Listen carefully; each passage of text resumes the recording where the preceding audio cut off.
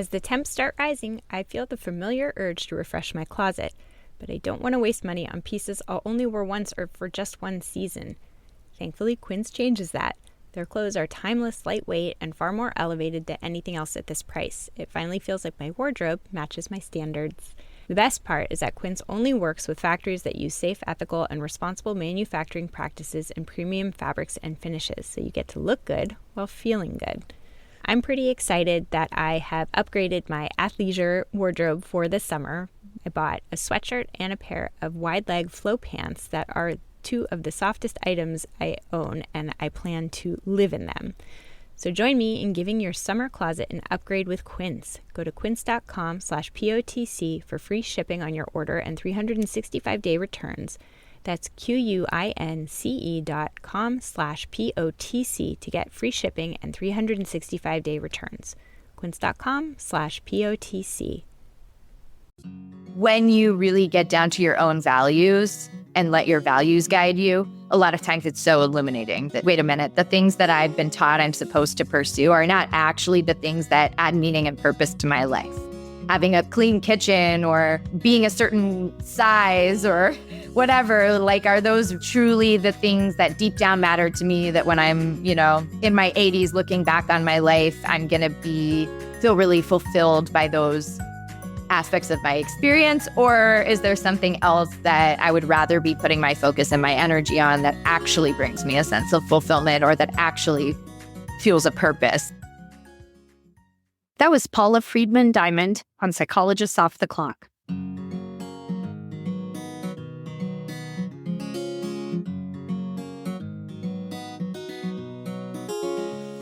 We are 4 experts in psychology here to bring you cutting-edge and science-based ideas to help you flourish in your relationships, work, and health. I'm Dr. Debbie Sorensen, a clinical psychologist practicing in Mile High, Denver, Colorado, and author of Act for Burnout, Act Daily Journal, and the Act Daily Card Deck. From America's Heartland, I'm Dr. Emily Edlin, a clinical psychologist based in Chicago, Illinois, and author of Autonomy Supportive Parenting.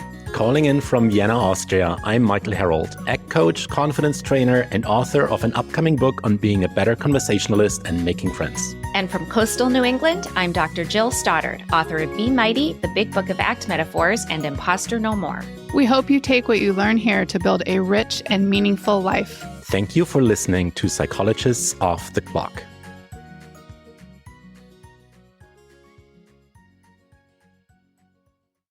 Hi, everyone. This is Debbie, and I'm here with Michael today to introduce my episode on toxic striving with Paula Freedman-Diamond. Before we jump into that, though, we have 2 quick announcements. Really big announcement. We have a survey up, dear listeners, because we want to know more about you, about what interests you, what you like about the podcast, where you're coming from, all of the good stuff. We're just really curious about that. So we would ask you kindly to fill out a quick survey. It's going to take you 3 minutes. You'll find the link both in the show notes of this podcast. You find them on our website and in the latest newsletter as well. And as a big thank you to those that participate, we will pick 3 winners, and each one of those 3 winners will get 3 signed copies, dear listeners, signed copies. They're going to sell for millions on eBay one day. Signed copies from our co-hosts sent to you. So the second announcement is about an upcoming episode that we have coming out, which is a roundtable discussion about the debate around smartphones and kids and mental health, which is such a hot topic right now.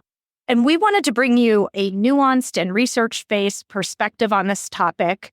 And we have several experts coming in for this one, and we've recorded it. And I'm here to tell you it's a very special episode. It's kind of groundbreaking conversation. So we don't want you to miss it. Just putting it on your radar. So stay tuned and be sure to check it out. You don't want to miss this one. And now we're going to talk about toxic striving and my interview today with Paula Freedman-Diamond. And as we mentioned in our last episode, we have a little bit of a mini series going on here about striving and achieving, because last week Michael brought us the episode on the happy achiever. And this time we're talking about, it's a very different perspective, but kind of a related topic on toxic striving. And so, Michael, what were your thoughts about the episode as you were listening? So my thoughts about the episode as I was listening needs to be seen in context. So here's some chronology of what happened. We had a podcast meeting yesterday in the evening, my time. And I told you all, I said, hey, I just realized my tank is empty. I need to recharge. I'm going to have this meeting with you. And then on Tuesday, I have this short little recording that I'm doing with Debbie, but everything else, I'm just going to recharge. Like, this is top priority right now. We ended this meeting. What did I do? I did the laundry. And I did the dishes and I went grocery shopping. And then I'm unloading my washing machine while I'm listening to your interview with Paula. And you talk about toxic productivity. And I'm like, this is so ironic. Like, I really should know this better by now.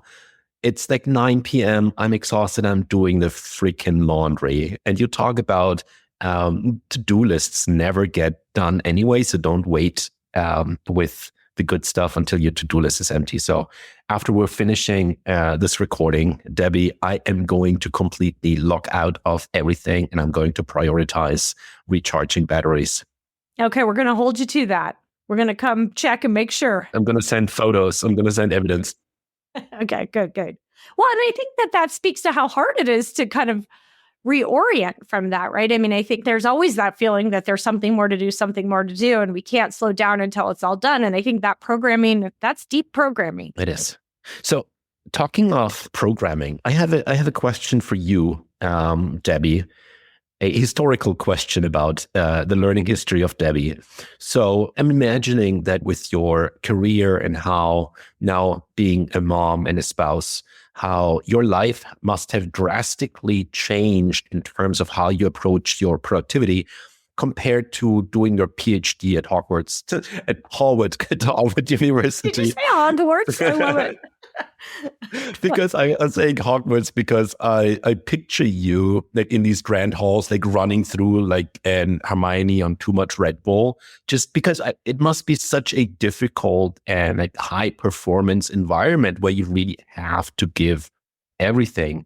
So Debbie Sorensen goes through Harvard, does her PhD, puts everything she has into being productive and staying up late. And then comes this switch, of course, over a couple of years to you being a mom, a wife, a therapist, where you can no longer like run the previous programming that you did. So if you don't mind sharing, how did that transition in approach to your productivity, how did that evolve for you?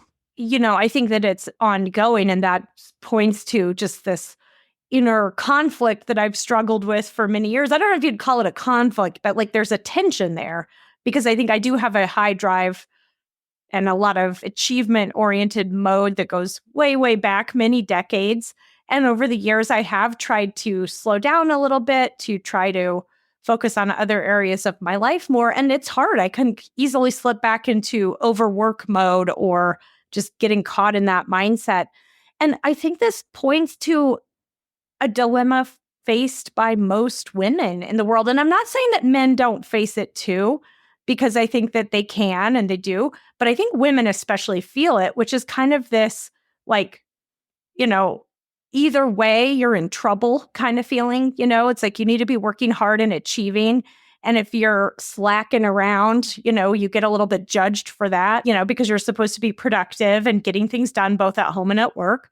But then you're also supposed to be really tuned into your family and you're supposed to be so giving of your time. And so it's almost like the tension is there and it's real and there's cultural pressure on all sides of this thing. And I know for myself, the example that comes to mind is when I was writing my book last year, Act for Burnout, which is that I kind of felt like, you know, you have to sit down and write if you're going to write a book, like for hours and hours and hours. And I was always a little bit feeling guilty, but not only that, but feeling a little bit of pressure, like, oh, we haven't seen you, you know, and now you're going to spend a Saturday writing instead of hanging out with us. And I mean, it's just a conflict that I think probably most working parents can relate to. I think that most women can relate to, which is this feeling of you can't really quite get it right. And so I haven't quite figured it out yet, but definitely have stepped out of as much of a high achieving working mode as I was in 10 years ago, 20 years ago, even just a couple of years ago, but it's a process. Thank you. Thank you for sharing that. I really enjoyed your conversation with Paula, so I hope our listeners do too. Dr. Paula Freedman-Diamond is a licensed clinical psychologist and certified intuitive eating counselor. She's the owner and clinical director of Humankind Psychological Services in Chicago, Illinois, and the author of Toxic Striving: Why Hustle and Wellness Cultures Are Leaving Us Anxious, Stressed, and Burned Out, and How to Break Free, and the Addiction Recovery Workbook. Dr. Paula specializes in treating perfectionism, anxiety, and eating disorders. She's on a mission to help high achievers and people pleasers learn to stop chasing external approval and start living according to the wisdom of their own bodies and minds. Welcome to the podcast, Paula. It's great to have you here. Thank you. Thanks so much for having me. I'm excited to be here. Yeah, we met in person once at a conference a couple years ago, and I follow you on social media. You have like the best social media content. It's so good. What's your Instagram? My handle is Mindful Dr. Paula, and it feels ironic sometimes because I'm like all about mindfulness, and then I go on this platform that I feel like kind of promotes like mindlessness, but I'm trying to be like a force for good in that world and just, post things that make people pause and think and go inward, or recognize maybe if they've been disconnecting from themselves through like the mindless scrolling. So, well, we'll definitely talk about that a little bit later, because that was actually one of my questions I had for you. But I will say, I do think you're a force for good. And I try to be choosy about what I follow on social media. And you have really good content that I think kind of goes against some of the things that a lot of people out there are promoting. So good for you. Thank you. I feel the same about this podcast. I feel like there's so much content out there and it's all free and it's all right in front of you. And I try to be really selective about what I surround myself with too, and only follow things that fill me up or that enhance my life in some way. And this is definitely one of them. Thank you. So let's shift gears and talk about your book about toxic striving, which is a fantastic book. And I wanted to actually ask you a little bit about your personal experience with toxic striving and how you got here. You start the book off from the beginning with a story of yourself feeling upset about getting a B+ at age 11. Oh my gosh. And you share a lot of personal stories throughout. And so can you tell us a little bit about, how your own experience with toxic striving got you here and led to this book?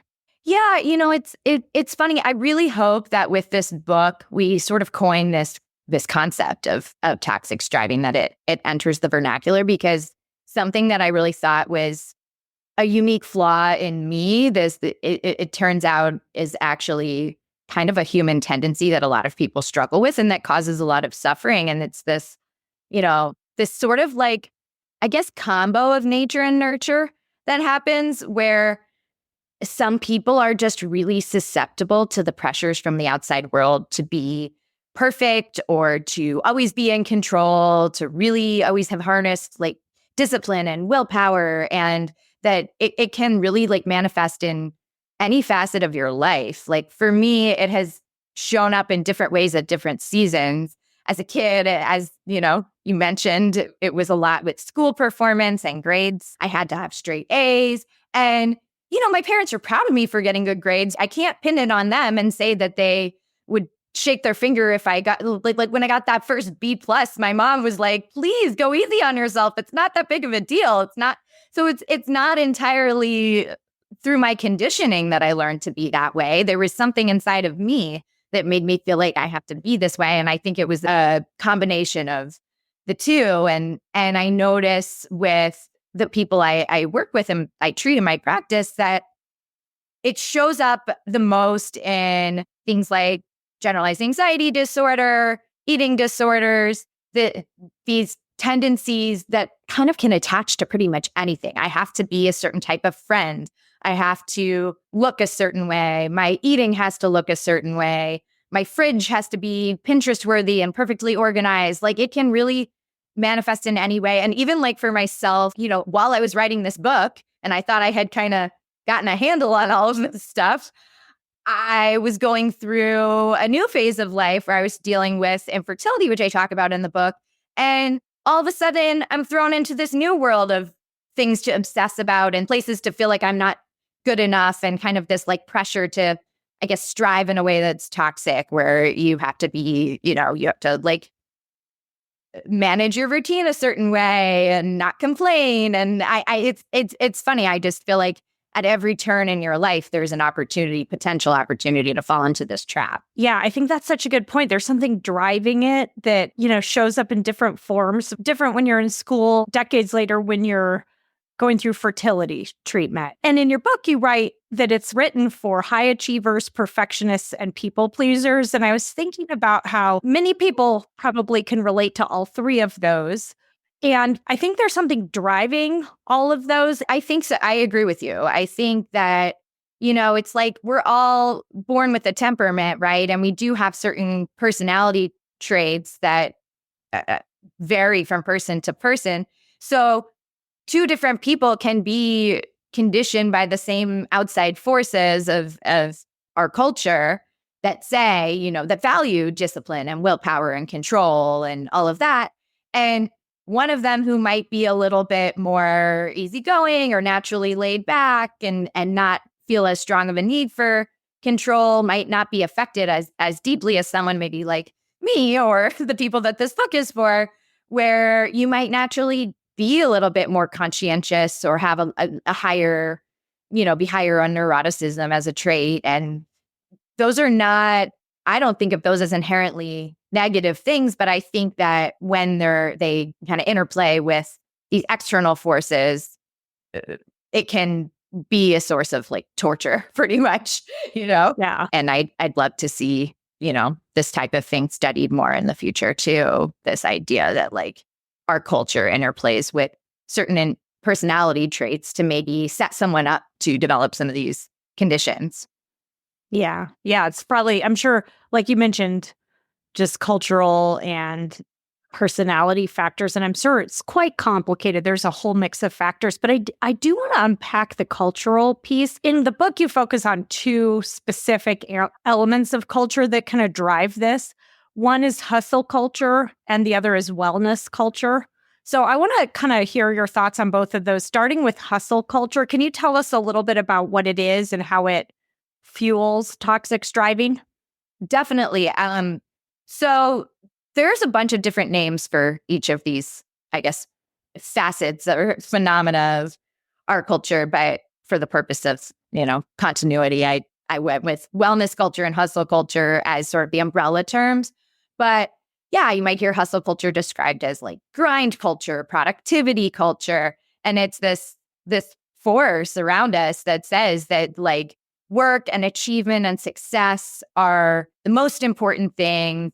And your value is reflected in your performance in that way. So whether you have an impressive job title or you have a lot or your bank account or your resume basically reflects your worth as a person. And I notice a lot of people I work with who have that tendency towards the toxic striving, get really attached to that, get really attached to their productivity and their output and whether they have optimized their day to get everything done on the to-do list. And it doesn't matter what field they're in or whether it comes to sometimes it shows up in your professional identity. Sometimes it might be, again, in your performance in other roles in your life as a parent, as a partner, as a friend. But there's always this idea that if I'm not doing something productive, I'm not worthy, or it's a reflection on whether I deserve anything good in life, pretty much, which is kind of BS, if you really poke at it and ask yourself honestly, when I think about the people in my life who are important to me, do I care about how they did at work that day? Or, and that's not to say you shouldn't have aspirations or ambition or drive, but this idea that it's the most important thing and you should be pursuing it at all costs is kind of the main tenet of hustle culture is grind as hard as you can. Good things come to you if you work hard. And if you're not getting the things you want in life, it's because you're not hustling hard enough. Yeah. Yeah.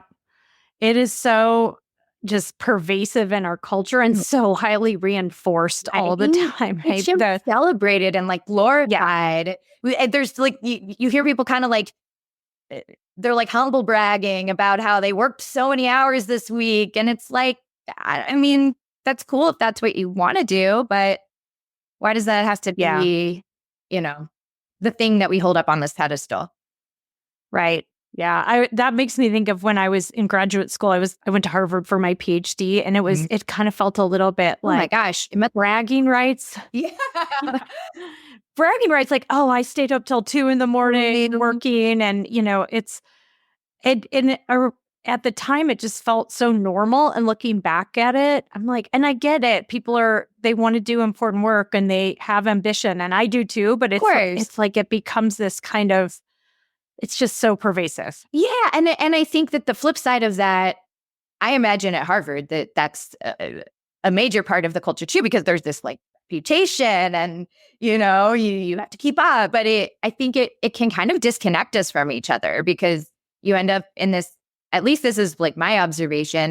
There's like a competitiveness that comes, like who's busier, who's grinding harder, like who's worked more hours. And it's like, oh, you think you're busy. I haven't slept in days. And why did that become something that we bragged about?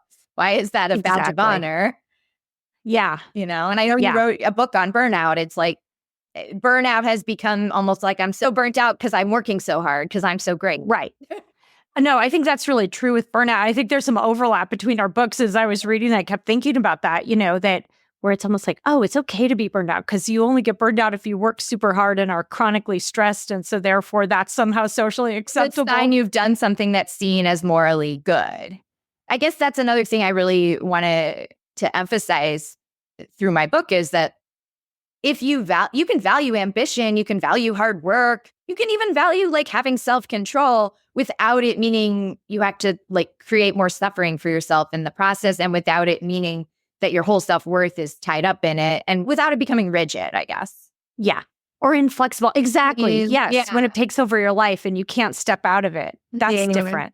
Yeah. Which sometimes feels like that, I think, to people. I think so. I know, in the perfectionism research, there's they call it maladaptive perfectionism and adaptive perfectionism. I think that distinction is really important, because there are people who have perfectionistic tendencies, but they're able to harness them in a way that like they're able to thrive rather than beat themselves up all the time. So some people, and I feel like I've experienced this, and maybe some of the listeners have too, where you kind of like it lights you up to really, really strive to do something well. And it's exciting. And maybe you're so consumed with it because you're so passionate about it. And I really want to do a good job at this. So I'm energized by my pursuit of doing a good job at it.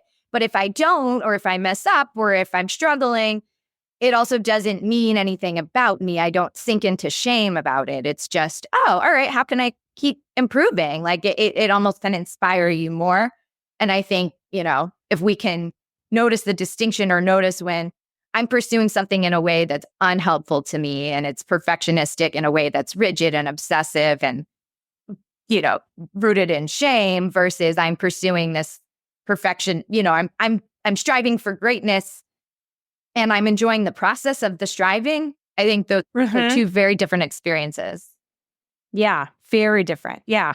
That's such a good point, right? And that's the toxic part of the title in your book, right? It's like, it's not always the case that having high standards or striving or achievement is bad. It's when it becomes maladaptive. Right. Yeah. When it becomes a referendum on your worth as a human being.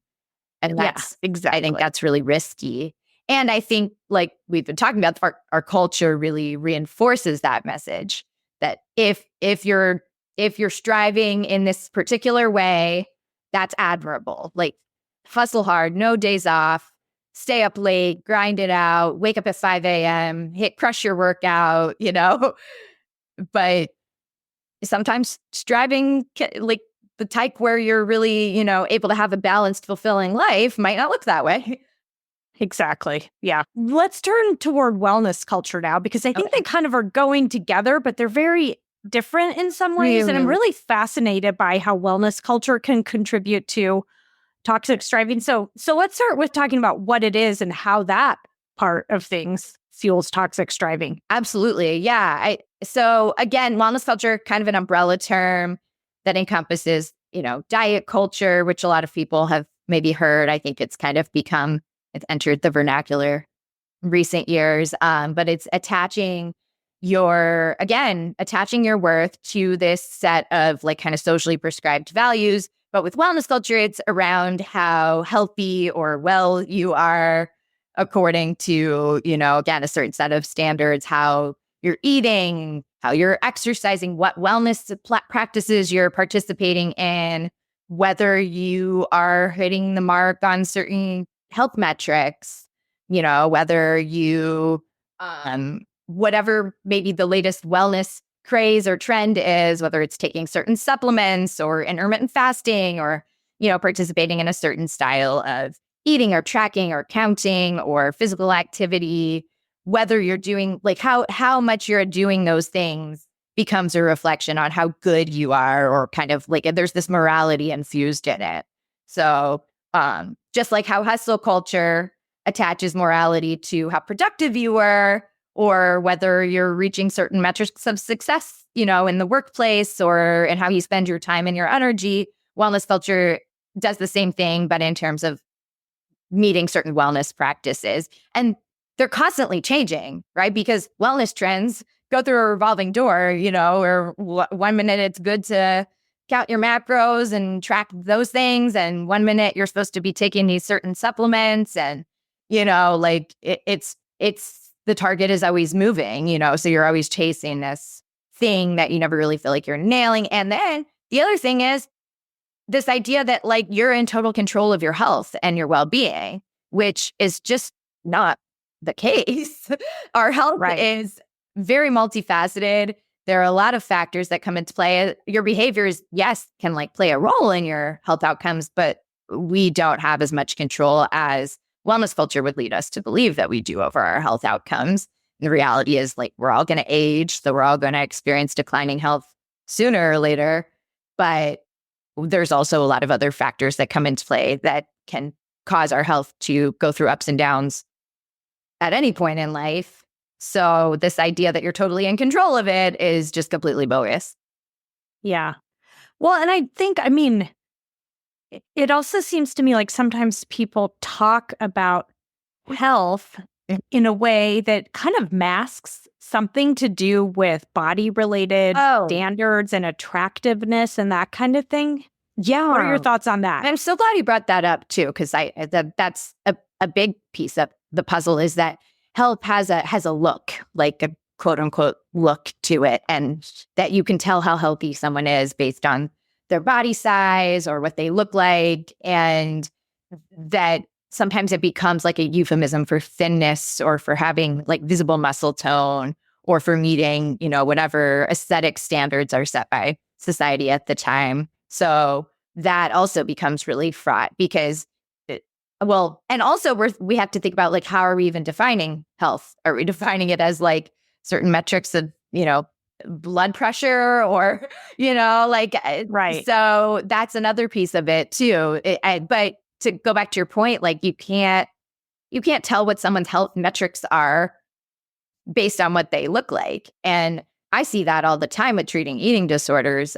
Every day there are people who come in to my office who are in a body that society would maybe hold up and say, oh, this is a healthy person. And they are highly restricted. They're starving themselves. They're, experiencing signs of malnutrition. They're obsessing about food.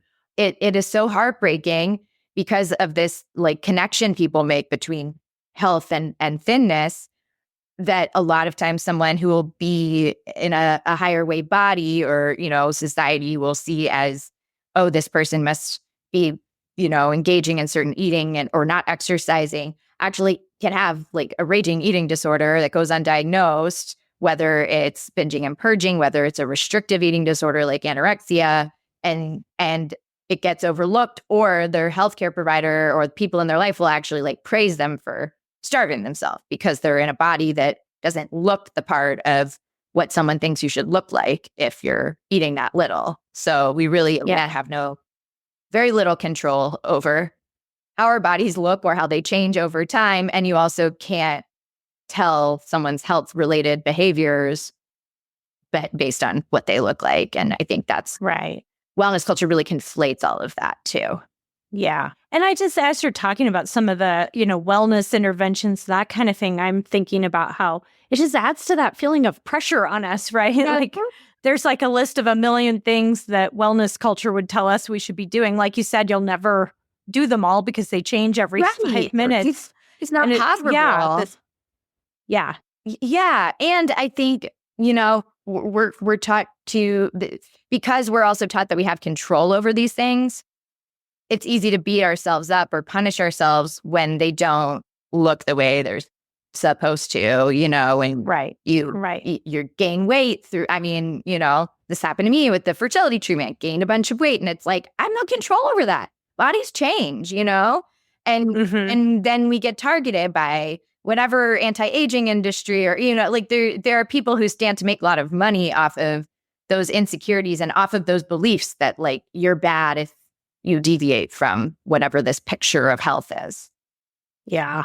I'm so many ads I get targeting various wellness things and, aging and all that kind of stuff. It's just, it's everywhere. Now, I want to talk a little bit about how you work with these kinds of concerns in your practice and also, the way that you frame your book philosophically. I know that you integrate acceptance and commitment therapy and intuitive eating, both of which we have done previous episodes on the podcast. So we'll link to some of those if people want to take a deeper dive.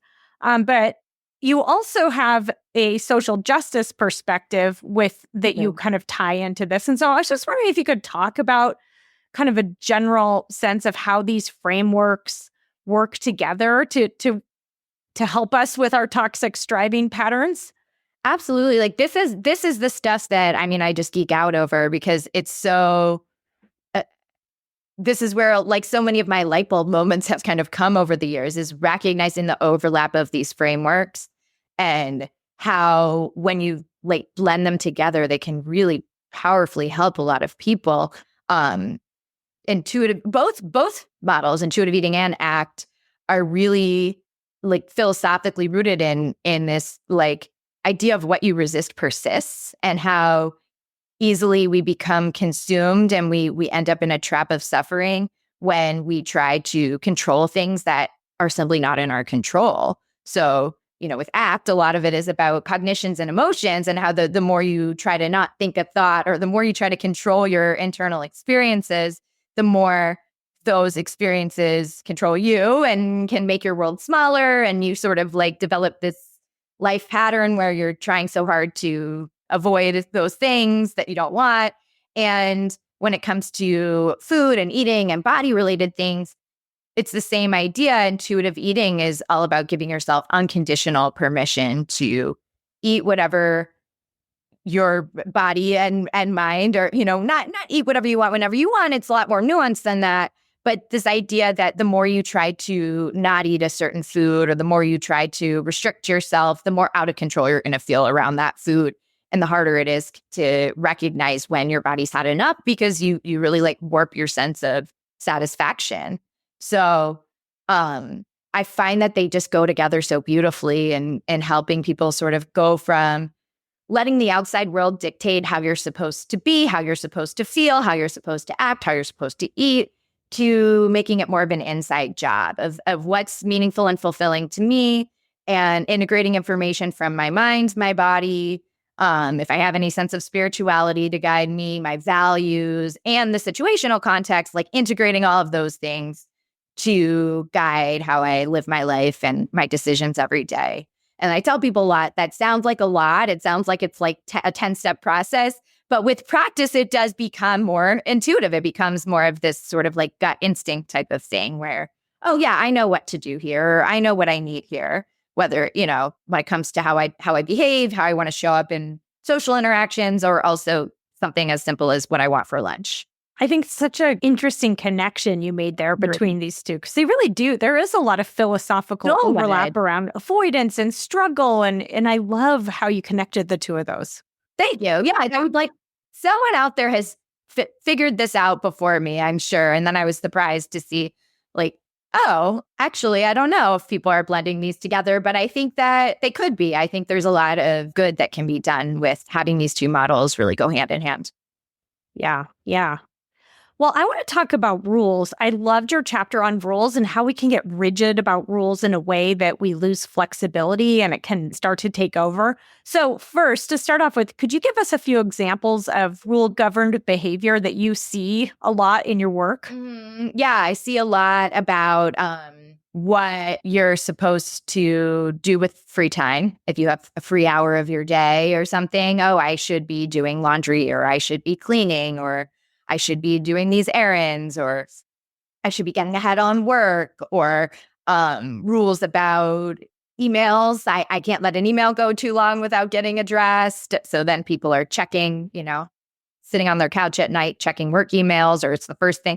I'm surprised how many people, I've fallen victim to this, where it's the very first thing when they wake up in the morning is check my email and start thinking about work before I've even gotten out of bed, which, is a pitfall of technology too, I guess. Rules about how you're supposed to eat. I can't have certain foods during the week. Those are treat foods or weekend cheat meals or whatever. But really, yeah, just what you're supposed to do in a certain, with your time, with your energy, with your money. High standards and inflexibility. And sometimes I think that we don't even notice that we have fallen into this rule trap with ourselves. So we just kind of live by these rules without thinking twice about whether they're helpful to us. Yeah, that's such a good point. And I think sometimes they've been so ingrained or so longstanding that they're subconscious. I'll give you an example for myself where I had been practicing intuitive eating for a very long time and teaching it to others. And I was very steeped in that world.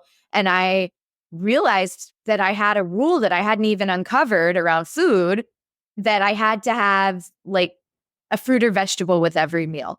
And it's on the surface, is that a bad thing? Fruits and vegetables are full of nutrients. They're not, it's not wrong that I was doing that, but I had a rigidity around it to the point where if I had a meal without a fruit or vegetable, I felt negatively about myself, or I'd go out of my way to bring it in, even if that really wasn't what I wanted. So I was kind of force feeding myself things that I didn't want. And when I discovered that, I was like, wow, where does that even come from? And is that serving me? And again, it's not about the content of I'm sure plenty of people would say there's nothing wrong with striving to eat fruits and vegetables, and there isn't, but it was the rigidity that I had attached to it and what it meant about me if I didn't do it, and the fact that I was kind of forcing myself into things that I didn't find enjoyable or satisfying, and adding stress to my life that didn't have to be there. There's so often a morality piece of it all,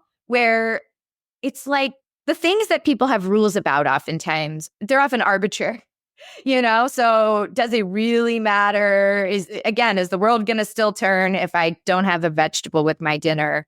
Of course. Are the people in my life who love me still going to love me? Of course. Am I still the person I want to be? Of course. And yet I have this shame with it, and it's such a stark contrast. Absolutely. Well, and I want to talk about the comparison between rules-based behavior versus the same behavior, but from a more compassionate stance. You had this kind of this chart that showed different examples of both. And what I was struck by was that sometimes there's overlap. The same behavior like exercise or sleep or eating could be either one. So could you talk about the difference between the two of them? Yeah, I think that what you're referring to, it was a list of sample thoughts you have, and some. Yes, that's what I'm thinking of. Yeah. And I think I did that to really highlight how it's not about the content of the habit or the behavior or the thing itself. It's about the delivery style that makes it either rules-based or compassion. So yeah, when it comes to let's use the sleep example. I have to wake up at 5 a.m. so I can exercise before the workday starts. That's a rule. I have to. It's phrased as a demand. There's this negativity. If I don't do it, it means I messed up, or I'm bad, or I'm wrong. Versus maybe it's important to me to wake up before work and get some movement in my day because it helps me feel more energized and alert once I get to the office. And there's a flexibility to it. Maybe that's important to you. That habit itself could be something that matters to you because it enhances your life. And it also can be pursued in a way that like isn't all or nothing and doesn't reflect on your worth if there's a day that you want to sleep in instead, or you're sick, or you just don't feel like it. It's not, again, a referendum on your value as a person or how good you are. It's taking it all, like there's room for context when it's compassion based. You know, if I were to go to my vegetable example, it's like, I like the way that when I eat vegetables regularly, I like the way it makes my body feel. I know I have some basic nutrition knowledge, and I know that I'm, providing things for my body that are valuable to me. So I make a conscious effort to, when there's vegetables that I enjoy, it makes sense to me to eat them, I'll eat them, but I'm not going to go out of my way to force them into myself. So any behavior can be pursued in a way that's rooted in compassion versus, rules and rigidity. Right. The tone is so different, right? Like, oh, I feel better if I exercise, when I'm stressed out to exercise versus like, I have to exercise no matter what. And if I don't, I'm a horrible person. I think I've failed. I'm lazy. I'm a loser. Whenever you start like hurling insults at yourself and, whenever there's like judgment in it too, that's usually a red flag that you're dealing with a rule.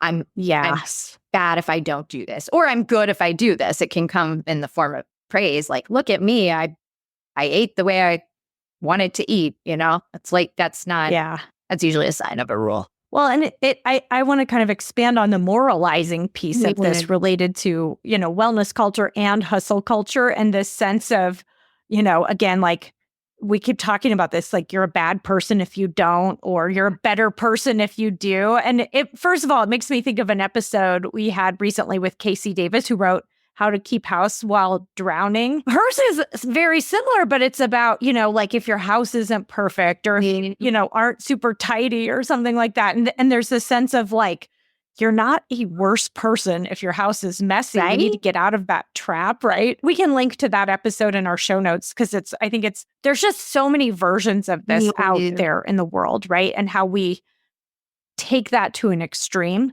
100%. I think that book sounds also, similar in the sense of like, when you really get down to your own values and let your values guide you, a lot of times it's so illuminating that, wait a minute, the things that I've been taught I'm supposed to pursue are not actually the things that add meaning and purpose to my life. Having a clean kitchen or being a certain size or whatever, like, are those truly the things that deep down matter to me, that when I'm, in my 80s looking back on my life, I'm going to feel really fulfilled by those aspects of my experience? Or is there something else that I would rather be putting my focus and my energy on that actually brings me a sense of fulfillment, or that actually fuels a purpose in me, Yeah. And I think this leads us to think about shame, right? That sometimes these behaviors are driven by trying to avoid shame, and that sometimes there's this underlying feeling of shame. So is shame something that you see a lot in your work? Oh, yeah. And kind of like we've been talking about, it's so interesting how the shame can get fueled by things that, again, poke at them a little, are so arbitrary.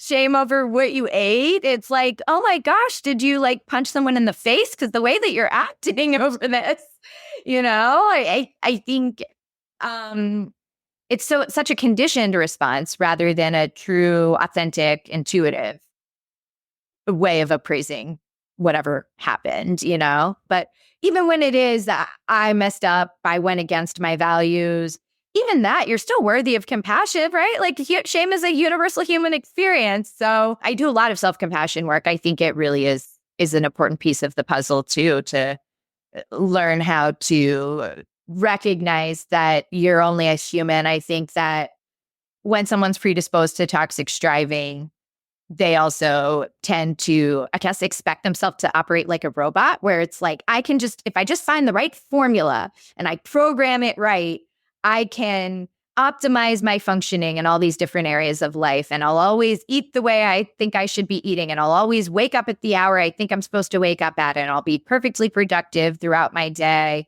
And I'll never upset anyone. And I'll never make someone mad at me. Like, I will always like hit the mark.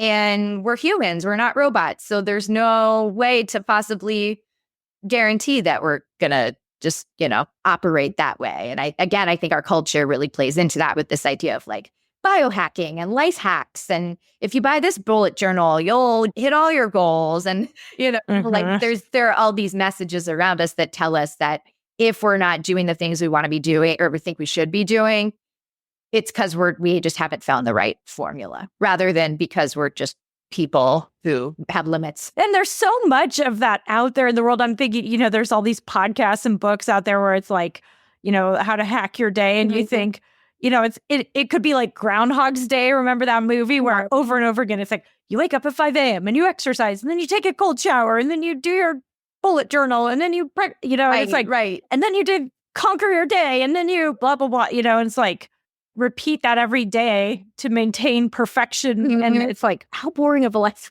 I was just thinking that. How boring is that? How like unfulfilling? Because eventually you will crave variety. And that's why we aren't meant to, I think, keep that going, right? Because we ebb and flow and our needs and our interests and our attention levels just shift day to day and moment to moment. And that's being alive. Like I think of that as that's a beautiful thing, right? Or like these living, breathing organisms that are always changing. So why are we trying to like tamp ourselves down into this like perfectly rigid, whatever, Yeah. Every 15 minutes is scheduled. And Yeah. Oh my gosh. Let's talk about the flip side of this, because you have a chapter called Embracing Fullness and Satisfaction, which is about things like pleasure and following cravings sometimes, right? And if you think about this from a moralizing perspective, it's like, ooh, we're kind of taught that these are bad and we should feel guilty. So tell me your thoughts on pleasure and how we can maybe incorporate a little bit more of it into our lives. Yeah, I think this is such an important piece to consider. And I also see it a lot, I think, with, people who are socialized as female in our society are really taught this like just kind of complex, contradictory messaging around pleasure where you're supposed to, I guess, enjoy things that make men feel good, right? But without getting too far down that rabbit hole. But also don't enjoy things too much because, if you enjoy sex too much, then you're slutty. And if you don't, then you're a prude. And if you, like there's this constant towing of the line. And I find that a gateway for a lot of people into this exploration of pleasure and satisfaction can come through food. I'm sure there are other avenues that it can come through as well. But I think food can be sort of like an easy access point where it's like we demonize things that like eating food just because it tastes good or eating something that maybe doesn't have a lot of nutritional content, but enhances our life. I think that if you prioritize pleasure for yourself and you find the things that fulfill you, you're going to also naturally, like you'll fill yourself up more and have more to bring to the world and more to offer in society and just generally enjoy your life more, which like, by the way, part of my message to the world is like, that's okay too. You're allowed to enjoy your life. I love that. Yeah. You're allowed to enjoy your life, right? Yeah. Like, what if the reason I'm doing this thing is because I like it? Is that a valid reason? Yes, I think. I'll tell you a quick example. I spontaneously went dancing with some of my friends recently. It's a long story, but it happened. We were at a dance club on a Saturday night and it was so much fun. Of course, I'm feeling like an old lady over here, middle-aged mother of two at the club with all these young, cool people. Nobody cared though, it's like nobody's paying any attention to that. And it was just fun and enjoyable. And I love to dance. And I hadn't been dancing, aside from weddings, a few weddings here and there, hadn't been dancing in so long. And I just had this profound sense of like, why don't I do this? This is fun. I love it, Right. Like what gets in the way of that or what do you think it's from your own mind or the outside world or both that tells you that like shouldn't be a priority? Both. I mean, I kind of have this feeling that like only cool young people go dancing. It's also partly, I'm tired at night usually. I have kids and I have other things to do. Most nights I'd rather put on my sweatpants and like read a book, It takes a certain amount of energy that I don't always have. But I do think it's partly that, right? It's partly like it feels a little frivolous, a little like, I'm not really supposed to be doing that at this age. And in fact, we were talking about how if it hadn't been spontaneous, I'm not sure if it would have happened because, at 3 p.m. on a Saturday, if you say, okay, you're going to get out and go dancing at 10 o'clock at night, I'd be like, you're out of your mind, But I feel like you're bringing up a lot of pieces of it that really like can be barriers. Like one being this idea of how you're supposed to be, how you're supposed to spend your time, and identity markers too, right? Like this is not something that's available to me because this is my identity. And these are the labels that attached or that applied to me that are related to my age or my role in society. And that is limiting us a lot. Well, and it just feels like, I think to your point about pleasure just feeling like it's less important, I think it also it does feel like, well, I have important things to do. I have to do all these adult responsibilities, but there is something about making a little bit of room for that. Right. Like this also comes from society a little bit, this idea that you can have pleasure, but only after you've like checked every box on the list. And there's always going to be more things added to the list because when have you ever really achieved everything that you think you're supposed to achieve in order to relax or enjoy or feel like you deserve any sort of, break? Well, that's one of my rules that I have to be aware of. Sometimes I picked up on this a few years ago. I'll make room to do something fun or enjoyable or something to take care of myself as soon as I've caught up on everything on my to-do list. Yeah. Right. And it never happens. Of course to this not. day, I have never once been caught up on everything. All right. Yeah. I have a list. I have like a whiteboard list that I keep next to me on my desk. And I'm always, adding to it and crossing off of it. And there's always stuff on it. It's never a blank board because because life keeps happening. So if you have to wait till if your ability to enjoy your life is conditional, is contingent on you really reaching this place of like, I'm done. I mean, you'll die before that happens. You also encourage people to hone in on their intuition, right? Their authentic self, their gut instincts. Can you talk a little bit about why that's both hard and also important for people? Yeah, I think it's hard for a lot of reasons, but the biggest one being that it's that intuition, that process, that ability to really like go inward and connect with your instincts and what matters to you is pretty well conditioned out of us from birth for most people, from a young age where we're taught to look to the outside world for more guidance and more information than we look to the inside world. And that's not to say you should never go outside of yourself for information or guidance, of course, and especially when you're a little kid. So I think it's tricky because there's no way to not sort of have a little bit of it like taken from you. But yeah, I think there are a lot of people, primarily the people that toxic striving is for and who I've treated in my practice over the years, who learn to trust the outside world and trust other people as the authorities on themselves more than their own inner wisdom and more than the outside world deserves to have over you. So really, I think it's really valuable and meaningful to kind of reverse that process a little bit and go back inward and ask yourself, like, what matters to me? What do I want? What's my body driving me towards? Because your body is a really valuable source of wisdom. And it can come with, when it comes to food and eating and what am I craving and what's going to make my body feel good, but it can also come with other needs that your body is signaling to you. And it could be biological need for sleep, or I need to rest, or I need to go to the bathroom. It could be social need, the need to, feel connected to other people, or to experience intellectual stimulation or creative expression, right? We have all of these needs that no one else can tell us what they are or when they're most prominent. We have to go inward to really discover what those things are. And those are going to guide us towards the actions that enhance our lives and that usually do align with our values. So it's not like, I think sometimes intuitive eating gets this reputation, and the idea of intuition in general as just like, it's not, again, just doing whatever you want whenever you want, right? There's a context to it and a shape to it, and really thinking about what is coming from within me, what are my instincts telling me, and then also let me use information from the context that I'm in and from my values to then all integrate together and guide me to acting authentically, to acting in a way that aligns with who I really am and not in a performative way or in a way that I'm just, seeking the approval of others.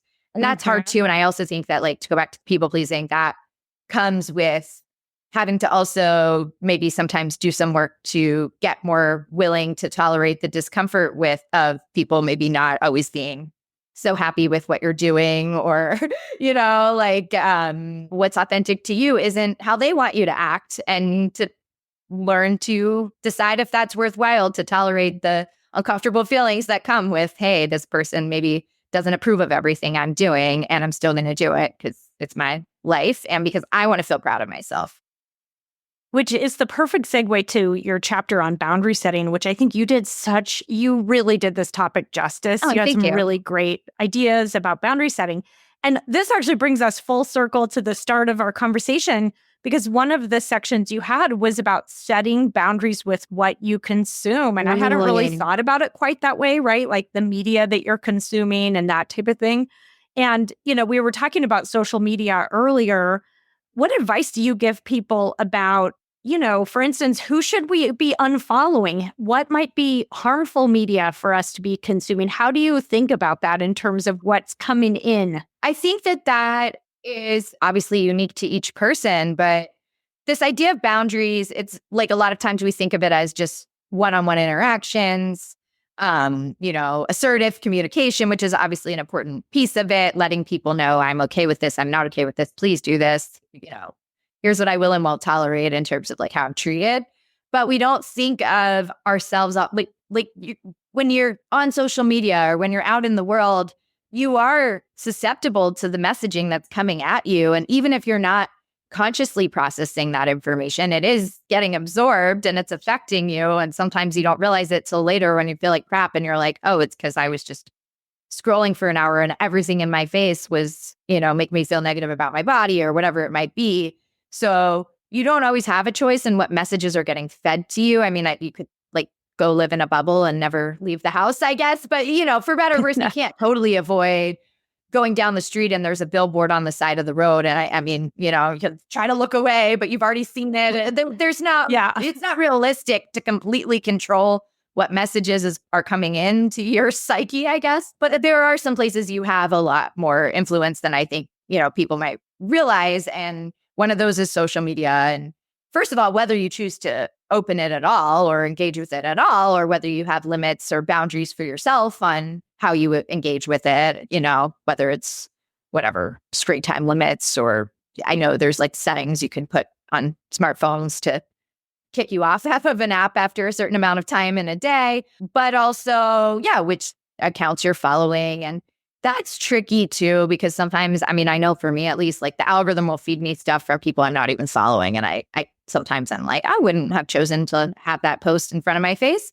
But that's when it comes, that is when it's helpful to, again, just like get more in touch with your inner signals, recognize how you're feeling in a given moment, recognize where your attention is going, and be honest with yourself. Is this where I want to be spending my time and energy? Are the things that are hooking me and hooking my focus, enhancing my life? Like, these apps are designed to keep you using them as long as possible. And that comes from like controversial content and like hot takes and things that like make you feel really extreme feelings.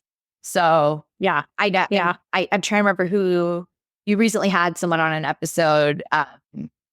Diana Smith. Is that what you're thinking of? Yeah, I was going to mention that. Yeah. Talking about how, the news that is the most extreme is really like, that's what's getting thrown in your face all the time. And that's not the majority of what's actually happening in the world, but that's what sells. That's what gets people engaging. And I think having that knowledge is, knowledge is power, recognizing that, these platforms are trying to hijack my attention and make me feel extreme feelings so that I'll keep using them, and I can be a critical consumer of media, and I can recognize that process is happening, and I can opt out sometimes. I can opt out a lot of the time.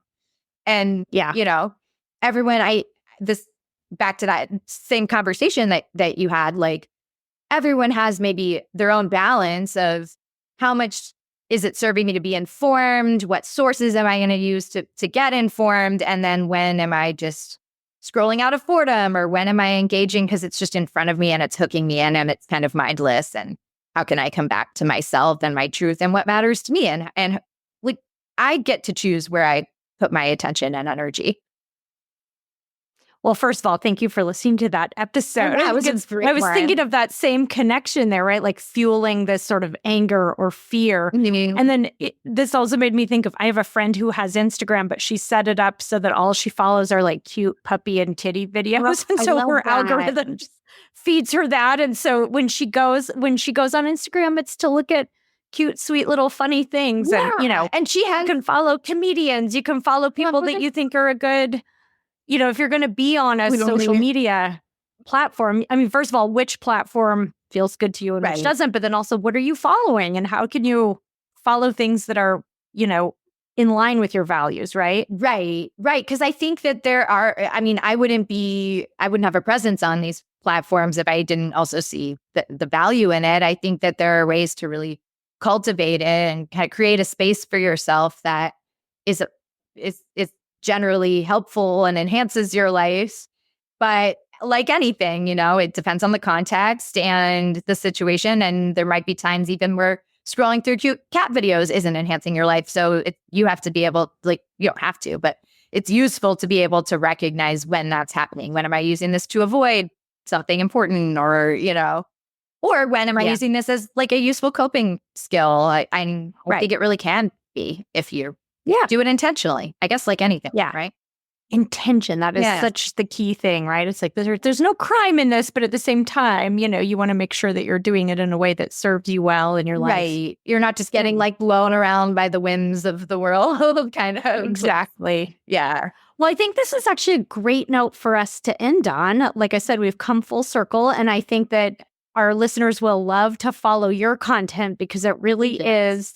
you're doing some good in the world, Paula. And so Mindful Dr. Paula that's where you are. That's me on Instagram and TikTok a little bit, but mostly Instagram these days. Instagram. Yeah. And then your book is also just really good. And you dive deeper into all of these topics and more. And I think it's it's going to help a lot of our high achieving perfectionist people pleasers out there. So I really appreciate the work that you're doing, Paula. Thank you so much. I really hope so. I feel the book that's been inside of me for a long time, because I just am like, gosh, I would love to get this message out in the world. And like I said, I'm certainly not the expert. I struggle with these things every day still, but I think having this framework has helped a lot. And I hope it really helps people who are suffering. That's the number one goal here. So well, don't sell yourself short. You are the expert. As soon as I saw on your Instagram that you had this book coming out, I immediately contacted you and said, you have to come on the podcast. So it was great. Well, I'm so happy you had me. This was so much fun. Thank you. It was fun. Thank you so much, Paula.